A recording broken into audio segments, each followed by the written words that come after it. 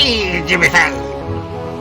Welcome to Jimmy Fame presents... Against the machine.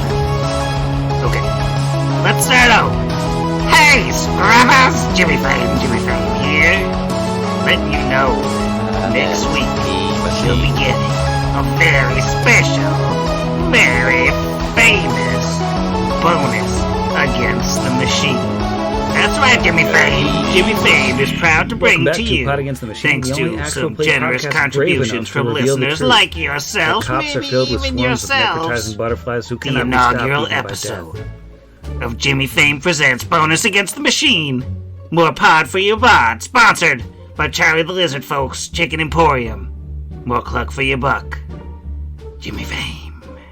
Due to some unforeseen scheduling difficulties, your normal episode of Pod Against the Machine, Jimmy Fame, will, it's gonna be delayed a couple weeks.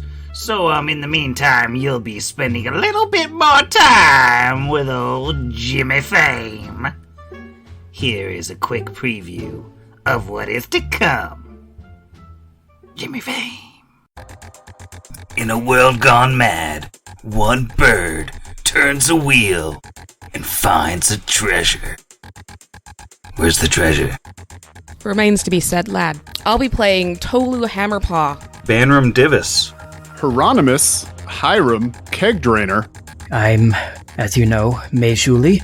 Perception for initiative, everybody. 2E, let's go. I'm gonna sunder these waves so hard. It's wild. Hey, can we swear in this one? No. Okay. Just confirming. Let's get it out of the way early. So we immediately kill Hiram and then resurrect him and then break that leaf figure on the ground and see what happens. Microaggression, take a drink. I'll drink to that. We're nailing Pathfinder 2E. What I'm hearing is we're super good at 2nd edition. No. Hello, and welcome to Jimmy Fame Presents Bonus Against the Machine. More pod for your bod. Sponsored by Charlie the Lizard Folks Chicken Emporium. More cluck for your buck. Scrappers, this is all your fault. So, Jimmy Fame, this is Pod Against the Machine.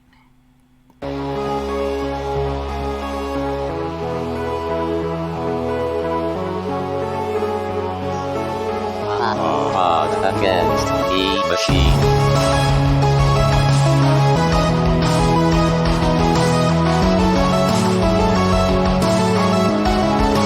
Against the machine.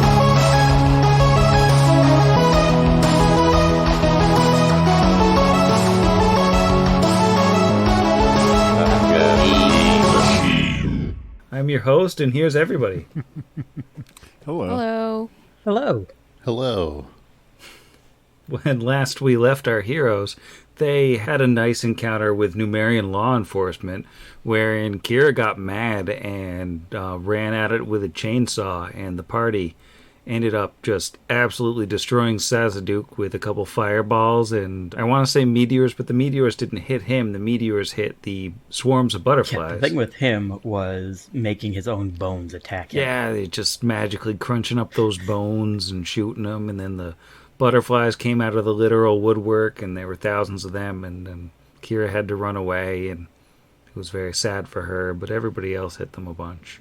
That's where we are now, with the smoldering corpse of a gargoyle just hanging out. I'm gonna say as soon as the second swarm of butterflies goes down, Kira whips around to stare at Brixby.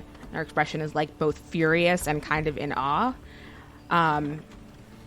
and looks like she's gearing up to say something, just scream at him, and then instead just goes to her knees and gives him a hug, almost bowls him over. Not quite crying because she's still very angry, but we didn't die. And after she calms down for a second, be like, that was really stupid, but thank you. Also kind of cool. I don't know if you can teach me that one, but I would like to learn. Are you okay? Yeah. No, I'm good, and actually, yeah, I can teach you that one. I can make you one of these squirrely dudes that could do that. Wow, I didn't even know what to expect, but, yeah, I'm glad you're okay. Glad we're all entirely undamaged by the butterflies. They wave Asher over, and they're like, "Good job, everyone!" Yeah, we resolved the entire situation without violence. The victimless crime 4. That way we can just keep the same jackets the whole time. It doesn't. But is everyone else all right? Nathan, speak to me. Pause for Foley of dropping a bowl of Jell-O down a set of stairs. Kira suddenly feels a hand on her back, and she feels as though she's the equivalent of 20 hit points better, and she just hears a voice say, "Hello, you look like you got hurt." And Alwyn is just standing next to her and appears to have cast Cure Moderate Wounds. She jumps a little bit and then kind of, thank you. Thanks. Hey, are you okay? Those butterflies were super interested in you. I'm okay. They were dangerous, though. I'm glad they're gone. Yeah, probably for the best. And Kira will walk over and grab her chainsaw. No, it's broken. It's just destroyed. I refuse. So quit the podcast. Might probably want to put a new battery in, too. Yes, I will also put a new battery. Done. That little media trick was pretty interesting. And Asher, that was good shooting. That last shot, how you got them all to line up like 1,000 in a row and just hit them all with the one bullet. That was just incredible and big stuff. Thank you again. You're too kind. And Asher will pop 4 lay on hands onto Kira for a total of 34 hit points back. Oh, that's 343. Nice. Okay. Cool. That's good. She's 9 down. We're good. Thanks. If she's 9 down, I can do another cure. It's a quick 9. Full of healers now. I do 11, so she's back to full. I guess Brix is down 8 if you still want to pet this dog. I don't know. That is 13 points of healing. Oh, wow. That is a lot. Thank you so very much. As he leans down and pats Brick on the head. Brixby looks like he hates it, but he actually enjoys it. A little scritch behind the ears, just the position for it. All right, that's enough. And Sassaduke's brother, Jazzaduke, appears. Jazzaduke. I love the idea. Just, what's up, cat daddies? Oh, where's my brother? Oh, Isn't no. that just Duke Ellington? I was just going to say.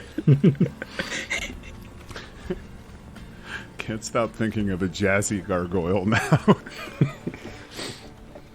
Pursuant to Order 4713-28. Let's jive, get funky. But speaking of jazzy gargoyles, Brixby's gonna wander over. Just say, Weirdly, he doesn't have anything. Not anything? "Oh, well, I'm not even here to loot your corpse. I'm just here to mouth off to it." Ah. Cantering over, pulling out his tiny hat that he canonically got from Western Knight, doing his best Asher impression to pull it down, shading over his eyes. You're gonna have to get up pretty early in the morning, partner, to catch this rat. Are you okay, Brixby? Were you magically slowed by some effect? Yeah, he can't hear you, Brix. It seemed cool. Anyway, looks like he's got a lot of stuff. You wanna all come take a look? Certainly. Would love to look at that sword and I think stab him with it or whatever. Alwyn, welcome to your first, corpse raid. You do this often. It seems not a very nice thing. Well, yeah, but he started it by trying to kill Brixby. Well, arrest Brixby, I guess. Same. I remember when we spoke to Dolga, we sort of had the impression Sazaduk may have been reporting things to Starfall, or at least we suspected he might. It's worth making sure that he doesn't have some sort of magic or technological item on his person that might be a don't know, sending information as we speak. How would we know if it was sending information? We could do our best to investigate anything technological or magical. Kira just looks at Brixby. Time to loot that corpse. Get in there, Halloween. Just get all grabby. Yeah, on hearing anything magical, he's going to just kind of kneel down next to it, hold his hands over the corpse, and just cast Detect Magic for however long it takes to identify everything. Well, there is only one magical thing on him, and that is that weird green sword. The other things he has are a suit of full plate and a pretty fancy-looking, scary helmet. But neither of those are magic? Neither of them are magic. So that's an 18 for the sword. Spellcraft. That's not going to be enough. Brixby's gonna lean over his shoulder and just be like, Not much better. I rolled a 9 for a 21. Yeah, you don't know what this thing is. Alright. Throw it all in the bag, I guess. Well, not the corpse, but the other things.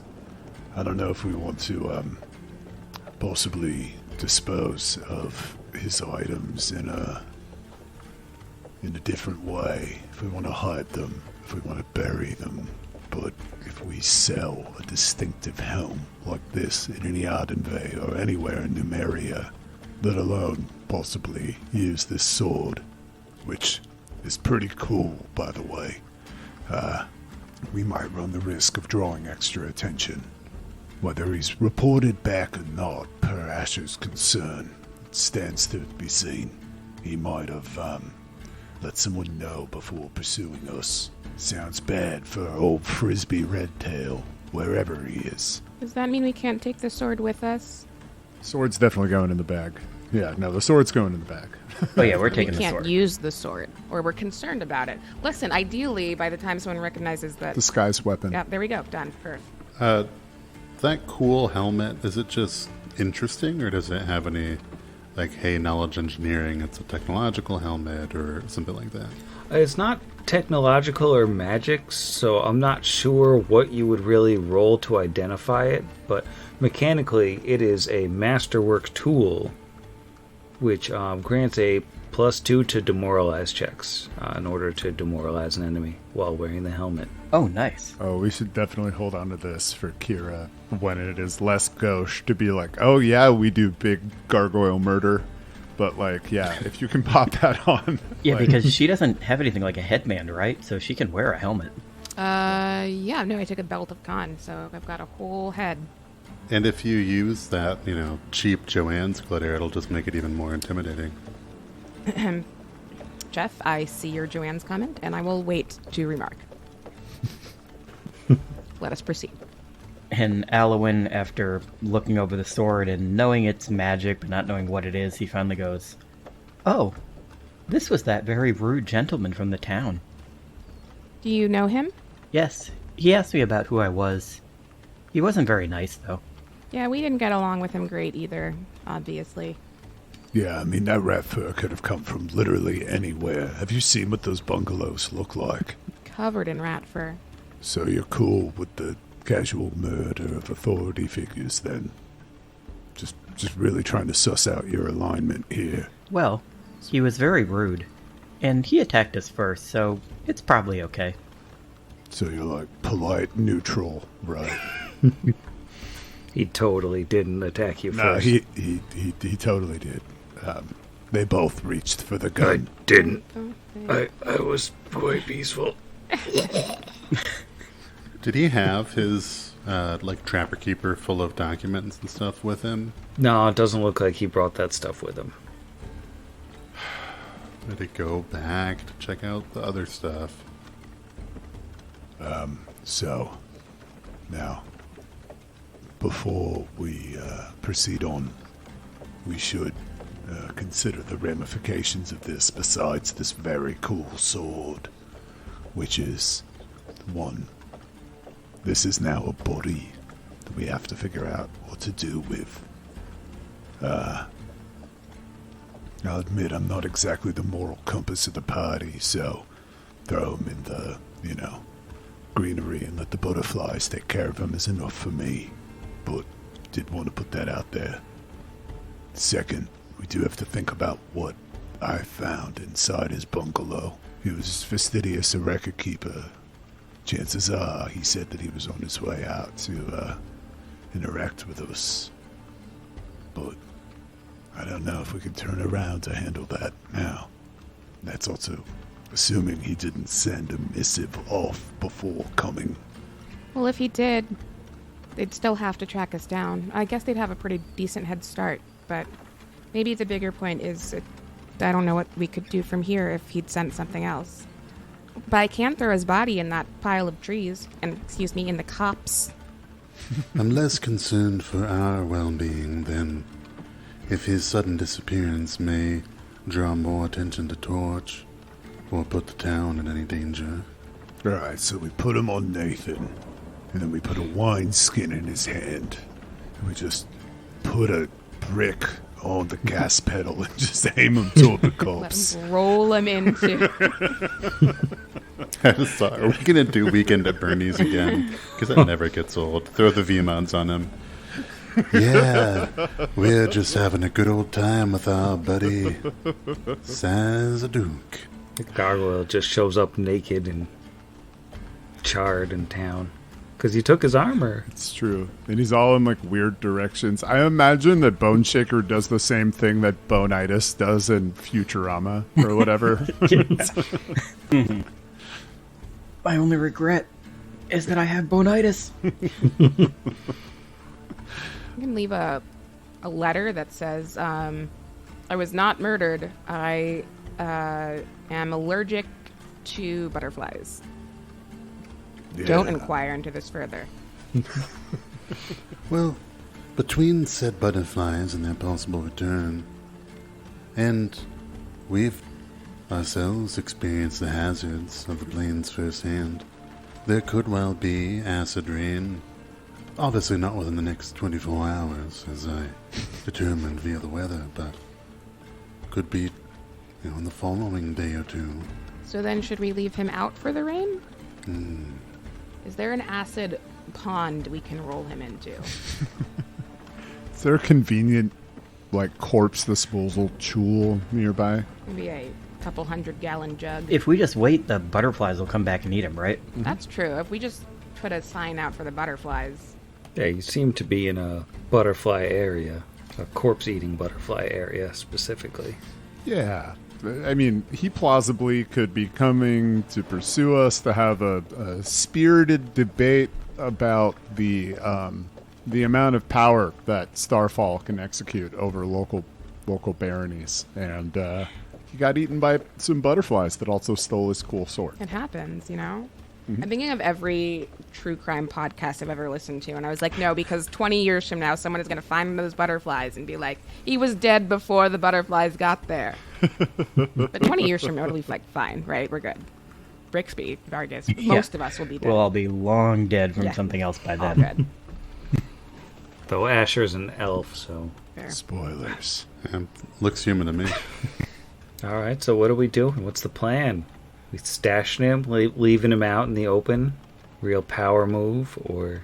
If there's a center, area of cops that is, shielded from the sides, but maybe has some sort of chimney or opening to allow acid rain to fall through, like a circle of trees, which is basically a copse. I mean, the whole thing is the cops, It's all beautiful, somewhat canopied, somewhat not canopied. Perfect place. Roll him into partial hiding and call it a day. Yeah, let's just tenderize him, hit him with the Hidden Valley, ranch powder or whatever, the butterflies would like, and then just let him go. Not going to sprinkle him with butterfly corpses? No, you pour ranch and tree pollen gutu over him. Right. Well, so let's drag him off the general causeway and maybe stash him a little bit, but not too much that the butterflies couldn't get their nosh on. How long have we been... Sorry. I was going to ask how the butterflies felt on cilantro. Like, did they have the gene or not? Should we sprinkle them with a little bit? Like that good or bad one? Iffy. Yikes. It's always dicey, you know, Yeah. because you never know. It's just like such a fresh flavor, you know. All right, we'll split the difference and cover them in peanut M&Ms. It's fine. Oh, gross. Cilantro M&Ms and color. Irresistible. Oh, you've repelled them all. They were We'll coming. do peanut butter M&Ms, maybe. No, we want the butterflies to eat them. Right. There's so many huge swarms on the map, people. Why? How long have we been riding? And also, oh my goodness, so many butterflies. Yeah, I mean, okay. So how are we doing? Riding out into the sun? Oh my gosh, are we? I'll come back to this. It's fine. I think we We'll should finish all up with the get butterfly small tattoos on our lower back of this terrifying foe that we defeated. Let's all just VC4 tiny butterfly tattoos right here, right at the lower. No.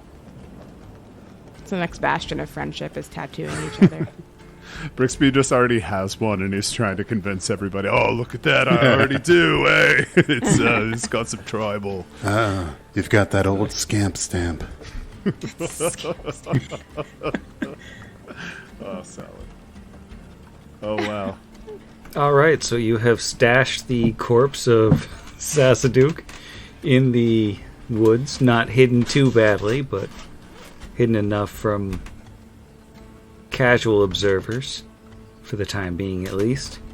And now that you're living that semi-stashed kind of life, baby, I want something else.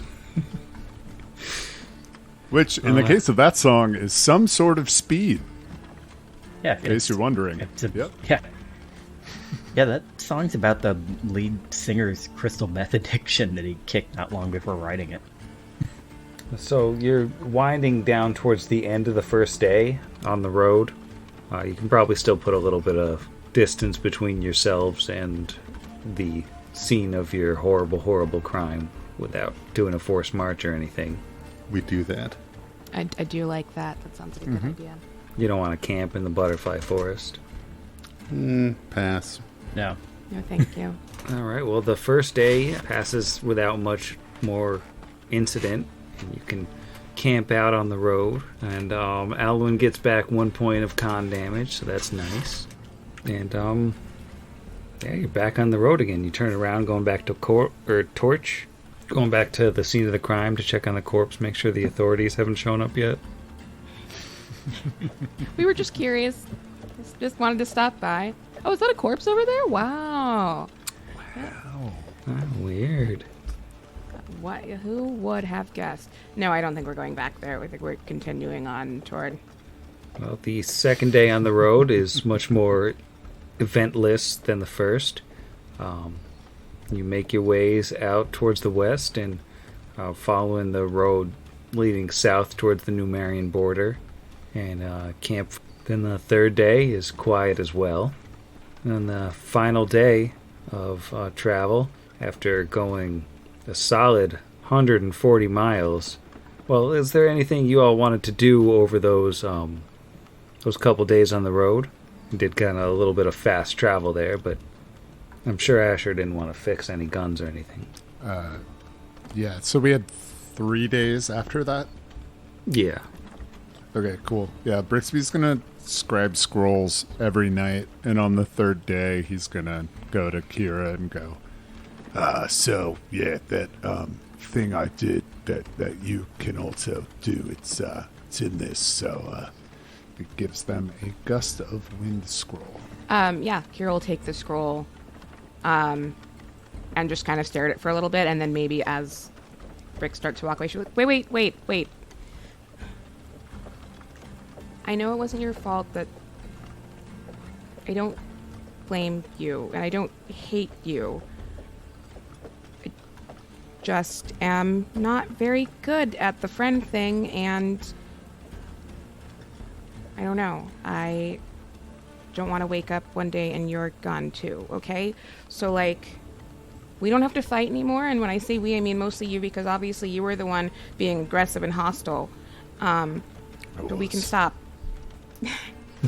We can stop that now, and I will accept this scroll as a token of your our forgiveness.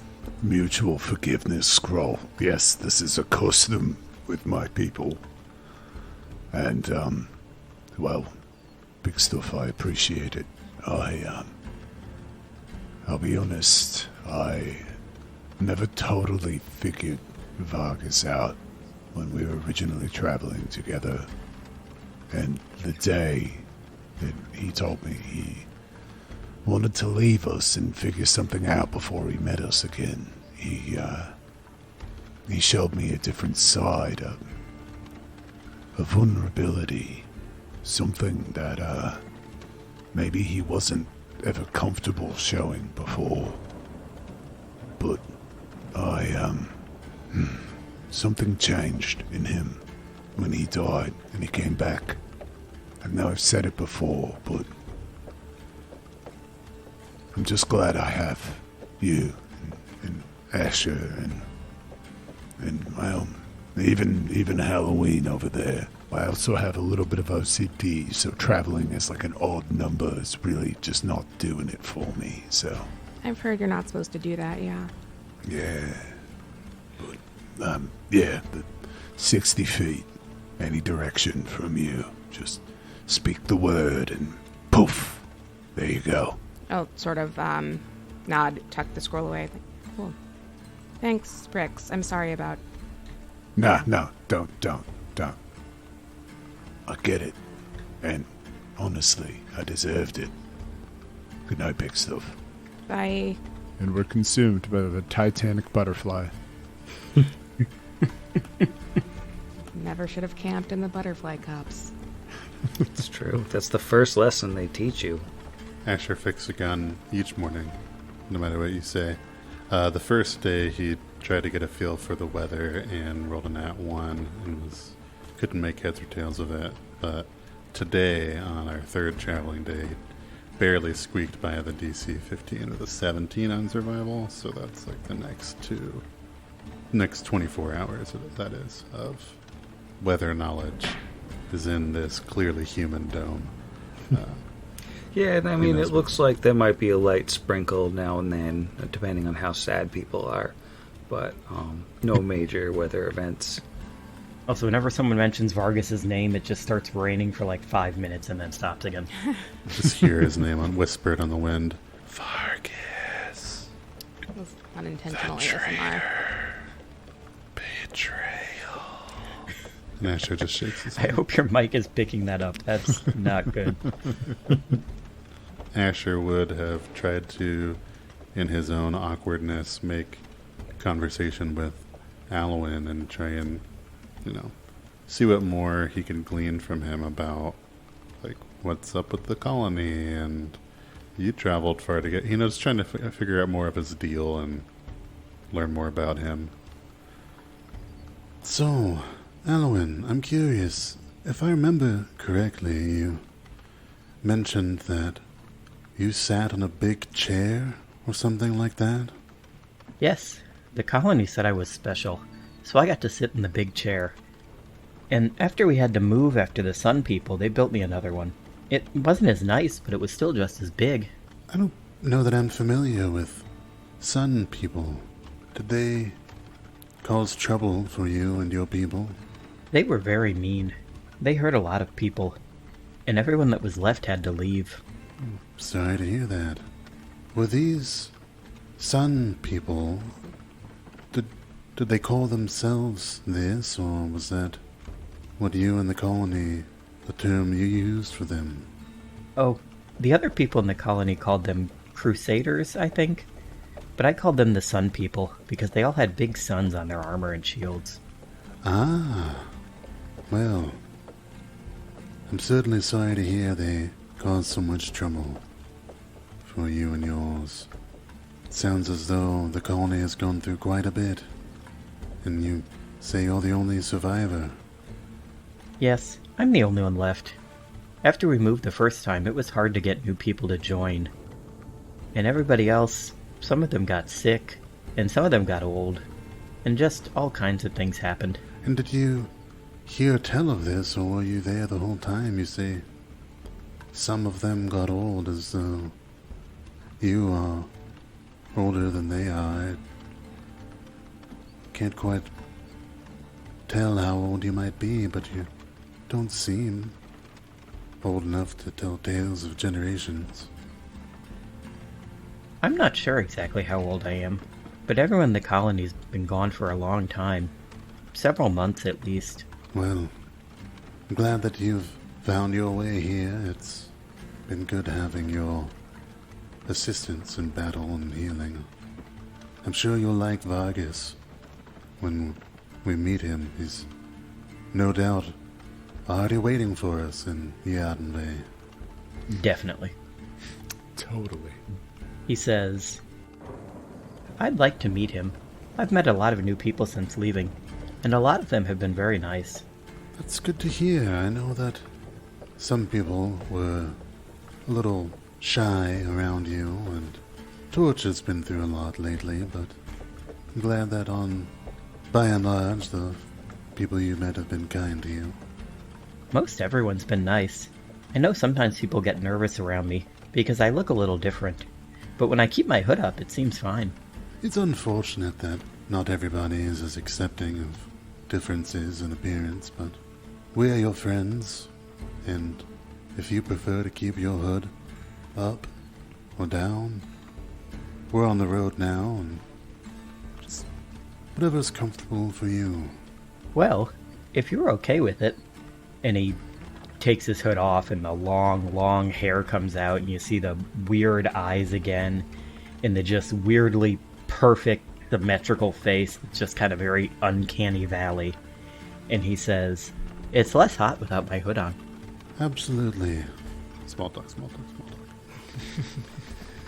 Well, now that we come to the fourth day and it's nice and early in the morning, you're approaching Eidenvey. I don't know if anybody wants to hide anything or if you want to go out fully equipped as you were on the road, or what's the plan? Kira will brandish the chainsaw above her head and the bastard sword in the other hand and just sort of ride in that way. Makes sense. Yeah, grenade launcher in one hand, auto grapple in the other for Asher. It's a war cry of his people. I assume like maybe the day before, while Brixby still has some time to prepare spells, Brixby is going to talk to the group and say, So, the group bought this scroll, this spell that I learned. We can make this chainsaw look like anything. And Asher, if you would prefer any of your other technological items, we could make look like something else. But I need to know how many instances of this I'm supposed to prepare today. Also, big stuff, what do you want it to look like? Can you make it look like a small puppy? It has to look like another weapon of that size. Perhaps a mini Doberman pincher. Yeah, if you give it teeth, it can still look like a weapon. Alright, so it's a chain of chihuahuas. That's what it is. Just a long chain of chihuahuas all just bound together. And that would definitely draw less attention. I mean, it does make more sense since she just leaves it running all the time, so you'd assume they're just growling at you. Chihuahuas just... Kira just walks into town leading, 38 chihuahuas on a chain. Yeah, sure, in case you want me to do, disguise any of your technological items. I think for now, if there's room in the bag of holding, they're not ones that I wield with enough regularity that I would be concerned about preserving or disguising their appearance.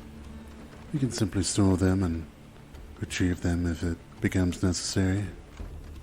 Okay, that sounds good. We'll just store them in the bag. I suppose I could always just do this later if need be, but in the meantime...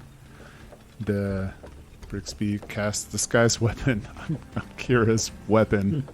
And for S's and G's, as we say on this podcast, he's going to use cast off the lesser extend metamagic rod to make that an all-day situation. 14 hours of Chihuahua chain. That's clearly not enough. Well, as you come at Eidenvey from the north, the road basically leads right towards the gate on the northeastern side of town. And you can see like they have a pretty hefty sized wooden wall adorned with the antlers as you approach. Doesn't look the most inviting. And as you come towards the heavy wooden gate at the mounted in the menacing wooden wall, you do see that there's a pole on the side of the road, like a big spike essentially, and stabbed on that spike is the torso of an impaled gearsman that still has like blades and arrows lodged in its steadily deteriorating body. So it's just a totally defunct robot that looks like it couldn't be repaired even if you tried. That's probably been hanging there for ages. One assumes as a warning to anyone who might think to bring gearsmen or technology into this particular town. We would never. Never. Why would you? I wouldn't. Certainly wouldn't think that you all specifically would bring any technology. No, I wasn't just looking to remind myself what my bluff modifier was in case it came up. Weird. Why do you have 34 Chihuahuas? Emotional support animals. A friend of mine just recently betrayed us in the middle of the night, and I've been feeling kind of rough about it, so...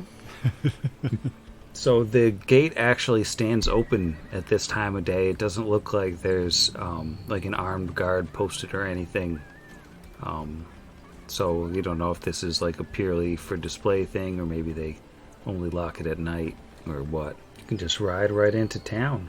And it's a fairly bustling town. I mean, there's people like everywhere as you get close, going about their business, doing, I'm not sure what day of the week it is, but as you come towards the gate, like there are farms on your left. It's mostly farmland, and there's people working the fields there. Looks like also actually to the right, the whole entrance to the town is basically farmland wrapped in the wall before you get to the more populous parts of the city, a little ways in, of several hundred feet. But straight ahead, where the road basically leads to this big hillock that overlooks the majority of the town, and there is the largest immediately visible building. I can ping it on the map there, sort of overlooking things from up on that hill in a sort of torch-like arrangement, but there's no fire coming out of the top of this hill. It just looks like a hill. And the walls have as many deer antlers on them as the pickup trucks where Jarrell comes from do. Oh, there's so many deer antlers, and I don't know if they're just showing off at this point or they just really are committed to the aesthetic. The walls just all say real tree. We actually don't. Florida rednecks don't actually use a lot of deer antler and things because we only have key deer here and they don't have good racks. Yeah, that's fine. Yeah, okay. So how about where I come from? Cut it out.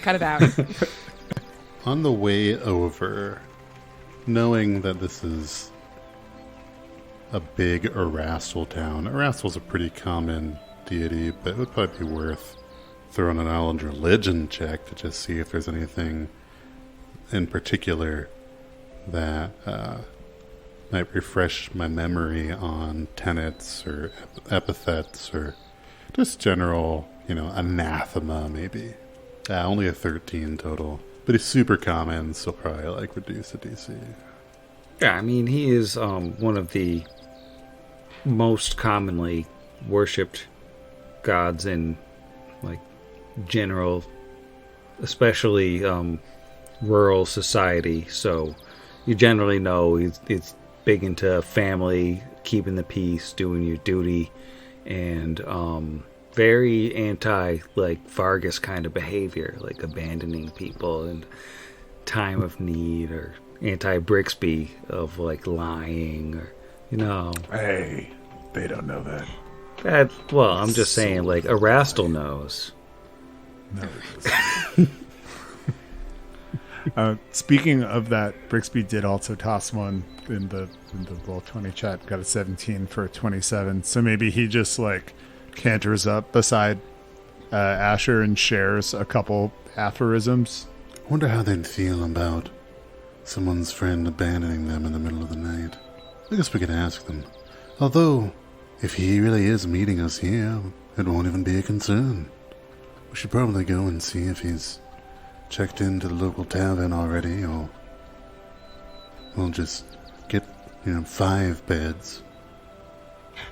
I think, yeah, actually, as soon as Asher says that, Kira kind of like perks out, like, maybe he is here already. We should find him. I think if we just start shouting his name, he'll probably come to us. He loves that sort of thing. Rix, did he give you like a day estimate? Should we keep an eye out, or is there a meeting place? Are we doing that thing where we just kind of feel it out? He didn't. All he said was, Yadenve. I've said this before when I was describing it. He didn't give me a time frame. He didn't say when he'd be here. He said he'd meet back up with us. And, even though I did bring up that it would be hard to rendezvous, I think he just seemed to rely on the fact that we would always find each other in Torch, despite never truly setting a time. And I only rolled a 9 for my bluff, which is a 17. I'm not going to contest that, because Kira believes Brixby is telling the truth. Why would you? Like, yeah, absolutely. Okay. She looks disappointed, but is like, okay, yeah, all right. Well, we'll keep an eye out for him. Well, I can detect evil within 60 feet, and to walk away like that certainly does betray an alignment shift. So I should get a good idea if we're within 60 feet of one another. Yes, but keep an eye out. I'm sure you'll find us, cowboy, teenager, rat, and Halloween here. We make a distinctive quartet, I imagine. So let's keep an eye out. This is the worst. This is very much like when a parent's just like, oh, yeah, your cat ran away. Yeah, you're doubling down, buddy. Definitely didn't give them to anybody Can't blame else. Vargas for that one. Well, I mean, I guess a He long-standing. didn't flush Vargas down the toilet. He's just off on a journey. He flushed himself. if anything, he's just focusing. He's kind of trying to adjust expectations by being like, Well, like I said, Maybe any time. he left, and this is the unfortunate part of Brixby, who has had to lie a lot to survive. He did incorporate as much truth as possible, being like, he was difficult to communicate with and evasive.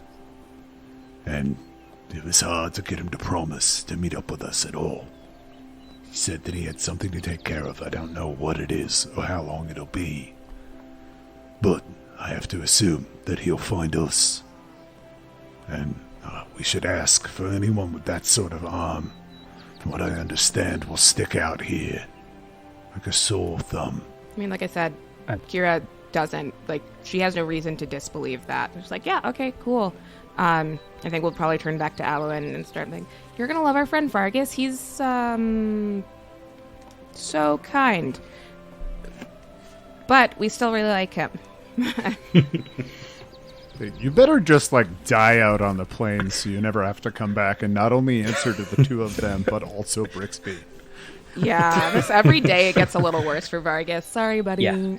And I will say, not as Vargas, but as somebody who plays him on TV, that was just such an awful thing for him to put on Brixby. So mean! And he basically knew, he said to Brixby, I know if I tell anybody else I'm going, they're either going to stop me or come with me. And I don't want that to happen. So you go lie to them for me. And that was just an awful thing for him to do.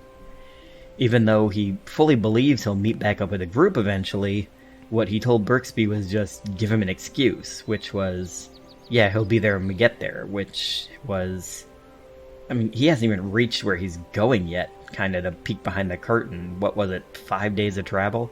He's probably still not even halfway to where he's going. That was just not a nice thing for him to do. Like, I lie awake thinking about this. Just me, Izzy, is offended by it. I was like, why? Like, I just can't get over. I'm like, why would you do that to your friend? That's so mean. Yeah, no, it's awful. Vargas has lost a social point in my... Kira doesn't care. Izzy is upset. Yeah, Brix is trickle-truthing right now with the like, Yeah, he doesn't. I don't know when he's coming and how long it's going to take him, but he said he hadn't vague. so he's just going to focus on the one untruth that he has already succeeded on a couple times with rolls and just probably not relitigate that again. And just hopefully go from here. But yeah, no. Vargas should fully That's expect fine. Bixby to be like, You said you were only going to be gone for a week. My bluff is a lot higher than yours. With a natural 20, Alwyn walks up next to him with his 32 bluff and says, I think he's also going to be here eventually. Great.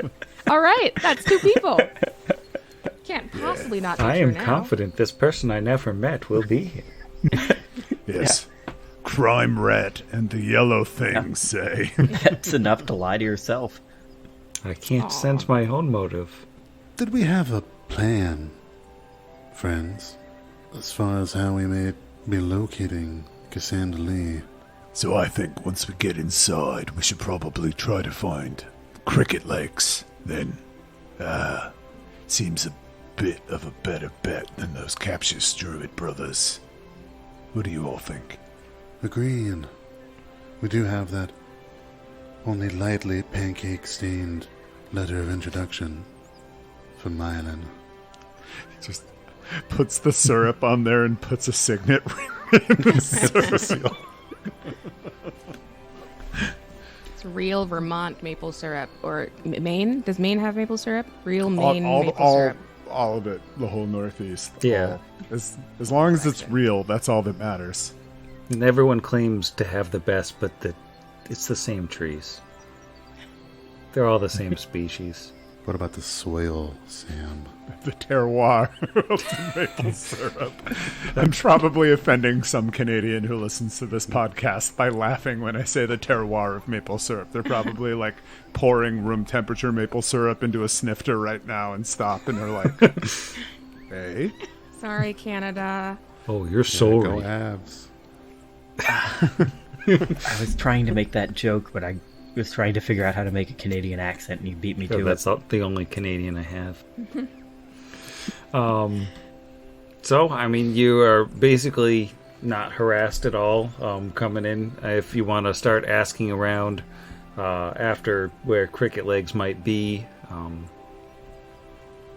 I believe, mechanically speaking, that's a diplomacy check to gather information. Can we aid Asher? Yeah. Sure can't. Asher rolled a natural 17 for a dirty 30. Well, I rolled a 2. You need me to roll some d4 hours? yeah, roll me up a d4 hour. Dose. Alright, so with 2 hours of walking around, bothering people, well, Kira and Brixby bother a lot of people, but Asher makes some pleasant acquaintances over that time. He gets pointed to where Cricket Legs works at the Boneyard, which is on the north side of town, because he is the town caretaker. Maybe have some polite conversations with people about, wandering adventurers coming into town. Everybody's friendly enough, if a little standoffish. You have directions for where to find Cricket Legs. Is there a Charlie's in town? It's almost been a week. Oh, there's definitely a Charlie's, yeah. By my count, I know that you kind of hand-waved it, but it's either like Sunday or Moon Day, right? Like, we're coming up on Toil Day. If it's like almost been a week since the pancakes on the ground. Almost. It's probably almost been a week, but it's not quite. I think it's the weekend right now, actually. Yeah, we just need to scope it out. Maybe start camping in lines so we can get to the front of the line on Toil Day this time. Just sort of, see what the vibe is like in there. And also, you know how sometimes if you go to, other countries, the McDonald's have different menus? Mm-hmm. So, That's fair. Check out the what's Charlie's. here Yeah. on the Charlie's, yeah. We'll get the Royale with cheese. Yeah, it's Moon Day. So close. So My very inner close. two for Almost toil day taste that. sense was going off. So I do want to point out that it is exactly a month since the first day of the adventure. Wow. oh my god. That's right, a month has passed. Wow. But also no time. No But time. also no time. And Trying to look also, back 30 days from this current point in my Zach's life, and I'm just like, what have I accomplished in the last 30 days? You killed God in the last 30 days? Yeah, Summer Fridays had not yet So started many yet. misfires. Also that. I have a chainsaw. broken and repaired so many guns. So many. Well, the same ones over and over, really. That's fair. Well, perhaps we should maybe pop by the tavern or inn and see if Vargas is there to accompany us on our way to the boneyard. We should be careful about how we ask for him, though. Who knows how he's... You know, he's a master of disguise and mystery. So I'm No. sure... No, but we could just, although I don't want to draw attention to it pejoratively, we could ask about a colored man with burns on half of his face and leave out the whole sky metal arm. That would work. I would very much like to meet this Vargas. From what you said, he sounds like a nice person. He's great. I would love to hear the two of you get to know one another. Actually, Jero, you just have to bring Varg back for that. I'd love to hear that. About as much as I love to hear Sam talk with himself. Just do a whole ep of Sazaduk Garrett and then Alwyn Vargas. And then Asher can talk to whichever Akira's two sisters he voices. I can't remember which one. Sage. That leaves Brixby and Emmy to hunt for Sage's boyfriend and Hajjaf Akatos, I suppose. Oh my gosh, Jero, I can't even remember her name. So I think with Asher's diplomacy check, you definitely would have found out that there isn't really an inn in town. They don't get a lot of visitors. They're sort of out in a remote area. So the two options that outsiders have basically for staying is they can stay in the High Home, which is basically a tavern slash like visitors center. Like it's the biggest building in town, and it's a sort of a place where the community gathers and stuff, and there are places for people to stay there. And then there's also a local lumberman who rents out campsites on his property. And what's the setup if we were to just walk up to the nearest sort of residential area and say we live here now? You might get in a real argument with the people who actually live here. Okay. Yeah, what is this, like, local statutes on eminent domain as it pertains to beds, specifically? This is apparently pretty relevant to this party at this juncture. Not to the whole party. Yeah, we're fully willing to give them the beds during the daytime. They can have the beds from like morning until not. But if morning. I were to get the bed by adverse possession, by, getting some water bills sent to the bed and What was the lumberman's name?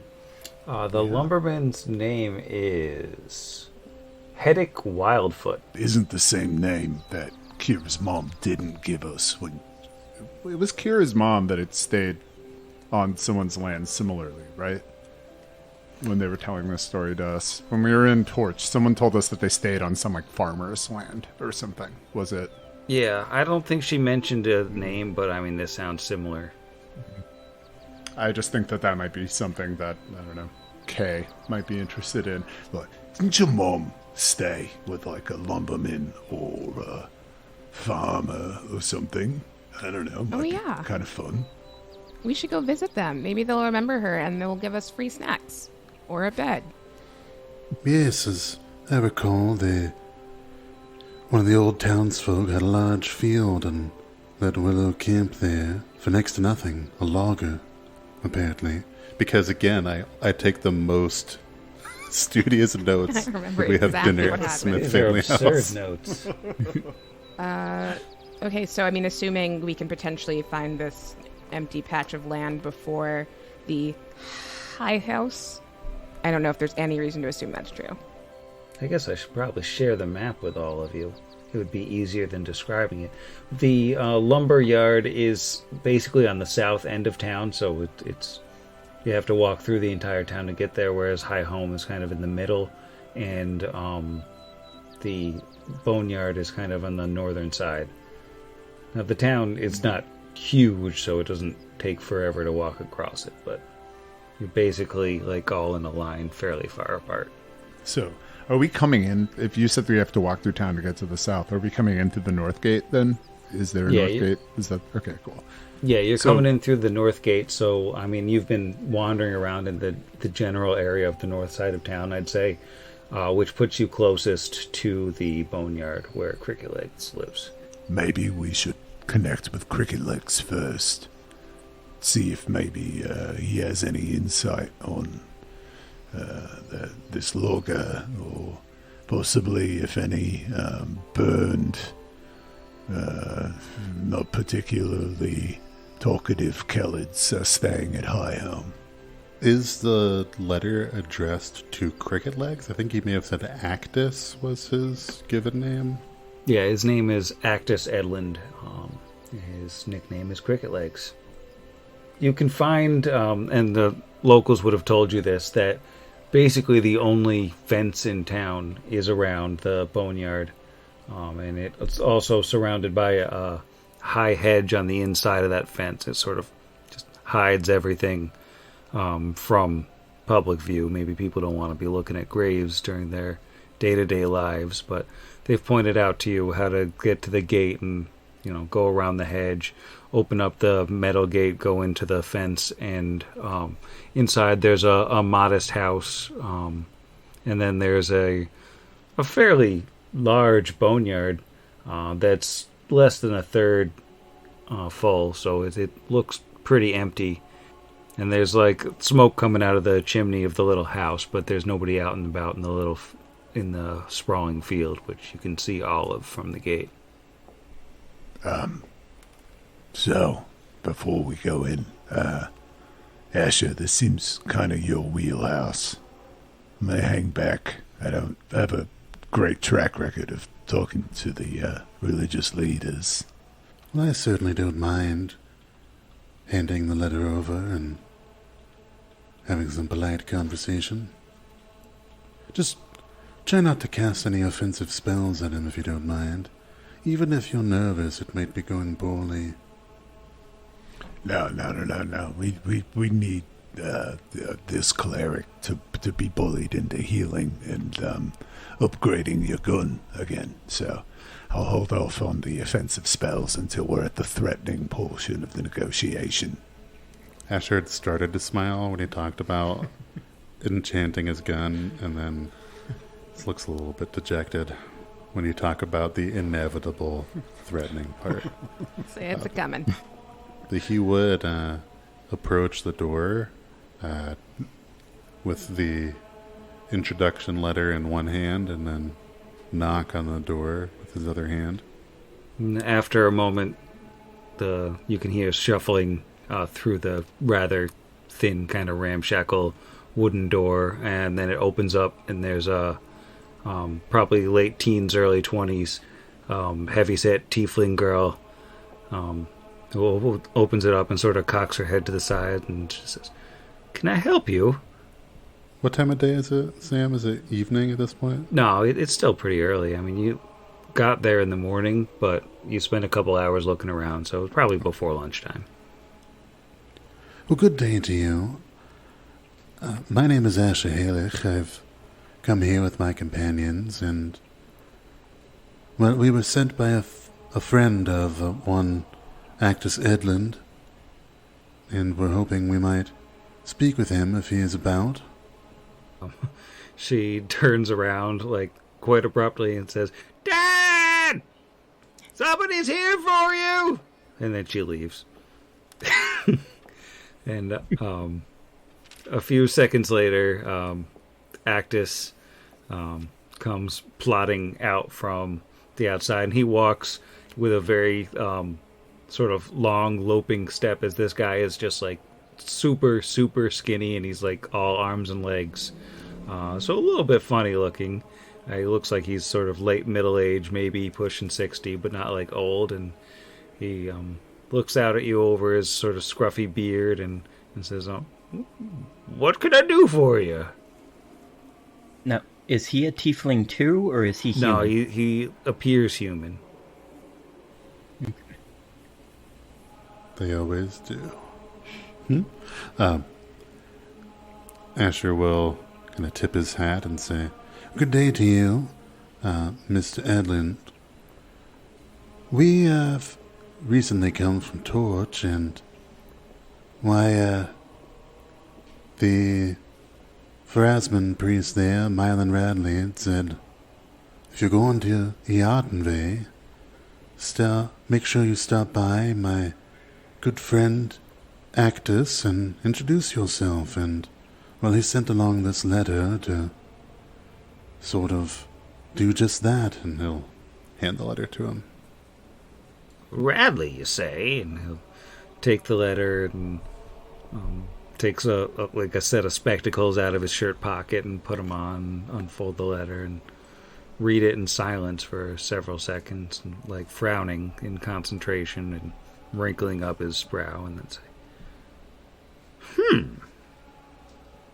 Well, crazy old Mylan seems to think you all are good enough folks. Saved a town, did you? That's quite a resume." Yes, well, the good luck of Chaldear was on our side, and certainly you know the importance of caring for one's town and community. We couldn't sit idly by and do nothing. Well, I suppose that speaks well of you, at least as well as Mylan does, but what brings you all the way out here? We were, in fact, wondering if... See, we recently encountered someone who was searching for a loved one. They had the suspicion that his sister might have found... Have any women come to town that weren't locals at all in the somewhat recent past? He scratches his head and goes, "We don't get a whole lot of visitors. There's and out at Heddick's place, there's a whole group of, what's it called? There's some Verizians. They've been in town a few days. I can't say as I know anybody else that's been coming and going. You might check Heddick's, you might check at High Home if somebody's there, or maybe if you talk to the town council, the Deadeye Council, they know things. They keep track of the comings and goings more than I do. I don't usually find out if people are here until, they ain't really here no more." And he sort of looks out at the graveyard to echo his point. Yes, I suppose that does make sense. But we do appreciate the information and direction. You mentioned not a lot of visitors come here, and, well, we understand how a close-knit community might not be as welcoming to strangers. Before we were to approach the Deadeye Council or High Home, is there any sort of bulletin board or something in town of anything we might be able to do to curry some favor with the town? Can't say as I know. I mean, there's always plenty of work to be done, but I don't think most people would welcome strangers just showing up on their farms and getting to work. Maybe, as I said, High Home would probably be the place to go. You could talk to Red Fang. It's his rotation right now to run the place, so if anybody knows odd jobs need doing, he'd be the one. Well, I appreciate that. One of our friends here, not here, one of our friends from Torch had adventured around here and said sometimes there's mutated beasts or monsters that could cause trouble for the town. Anything like that recently we might be able to assist in? He frowns a bit and says, well, that usually they don't come in past the walls, so I don't think there's anything I know of just now. Certainly nothing bothering me. Well, that's good to know, certainly. I figured if anyone might know, have heard of, this wild beast killed a hunter out in the nearby area, it would be you, sir, but it sounds as though we're in rather peaceful times. Yeah, if there's any dead bodies out there, they ain't been found yet. Claps Asher on the shoulder like that's the best joke. Oh, wow, yes. How true that must be, given empirically they haven't been brought here. I mean, I could, if you want, I can introduce you to Red Fang. I can, bring you over there, or, I can offer you spots on the floor here, but there ain't a whole lot of space for 4. It's going to be 5. Hi, I'm Kira, right. sorry. 5 is, it's even more than 4. It's true. That's just empirically accurate. So, Brixby, uncomfortable about this turn in the conversation. Father, I rolled really well on my religion roll earlier. So, it's Rover. How soon is the equinox? I know you have that. What is it? The procession of unforgotten souls that you do before the autumn feast that the old Deadeye has, right? That must be coming up soon. Yeah, it's about 2 weeks out. So I imagine you're already doing the thing with the linens and the walking. Oh, totally. Sam's not surprised by this question, and I'm totally doing the stuff that is appropriate. But, we keep the Pharasma side of things quiet usually, but we're more of an interastal town, Yes, I've heard that if anyone is to be out doing the walking, it's Christopher. Well, if it's after midnight, I believe it's Patsy Cline. I should put that out there. Yes, your offer to take us to meet Red Fang is most kind. We'd be happy to take you up on that. All right. Well, yeah, my girls can handle things here. It's not like we're so busy just now. And he'll turn and call back and say, I'm going out for a bit. Don't burn the house down. And several voices call back to him, like basically grumbling assent. Sounds like there might be as many as 3 daughters, and then he steps out of the front door and closes it behind him and says, yeah, I guess walk this way. And we'll lead you off with his long, awkward, loping steps. But I'm afraid he won't be leading us to High Home tonight, because I'm going to bed. Night, Sam. Good night, Sam. Good night, Sam. Good night, Sam. And Cricky Legs. Ricky. And Stephen Cricky Tyler. And Stephen Tyler. Pod against the machine.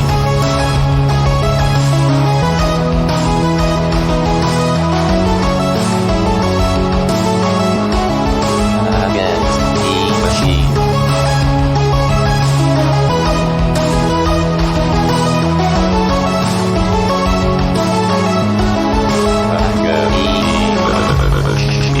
Pod Against the Machine is property of Network Against the Machine LLC, all rights reserved. Pathfinder and the Iron Gods Adventure Path are property of Faisal Publishing. See their website for more details. Theme Against the Machine was written and performed by our own Zach. See the show notes for additional music and sound licensing. If you enjoyed the show, we encourage you to leave us a review. I've always wondered why they could consider that valley so hidden if they can always continue to find it enough to procure its resources. Yeah, well, they kill everyone that knows the location after they give up the sweet, sweet ranch.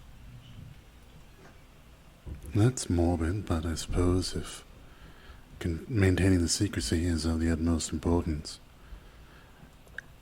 Clearly, the manufacturers are evil, and we must seek them out now. The Ardenve can wait. Off to Hidden Valley it is. All right, now it's geography checks.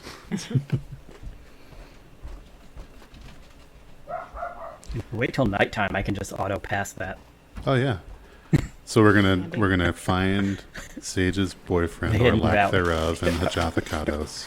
We're gonna seek out those who are murdering everyone outside the Hidden Valley, and then maybe we'll see about the Dodd or Yadenbe or whatever. It is the Oops All Side Oops, Quest. all book. side quests.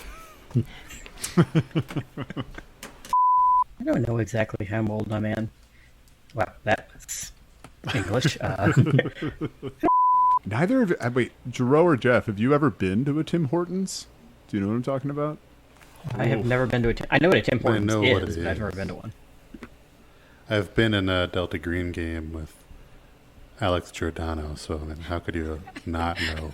I thought you were going to say with the Tim Tim Horton. With Mr. Tim Horton. With Mr. Horton himself. I don't know who Alex is, but I do know who Tim Horton is, and if you've been in a game with him, then well. Oh, did I forget to mention that time I was playing old Delta Green with Tim Horton? And Wendy herself. Wendy and Mr. Starbuck. Jack in a box, or Carl's Jr., depending on where you are. And the No. 3 Dutch Bros. Oh, VMod's in the back. Boom. Good call. Nope, everyone saw him, and now you're being hunted. Torches. Well, for the greater good, I guess. Who is this rat man? And Asher will try his gun on him. No, Is that another alcoholic Mountain Dew? Yes, it is. Do they come in like packs of 32? Sure is. Or do you just keep torturing yourself? They actually sell 6-packs, but they're all different flavors. These are just 2 for $6, and I just buy them every week. They're basically giving them away at that point. yes, your invitation to introduce us to Red Fang is most kind. I'd be happy to take you up upon that. Up. Edit this all out. It's very late here in the Midwest.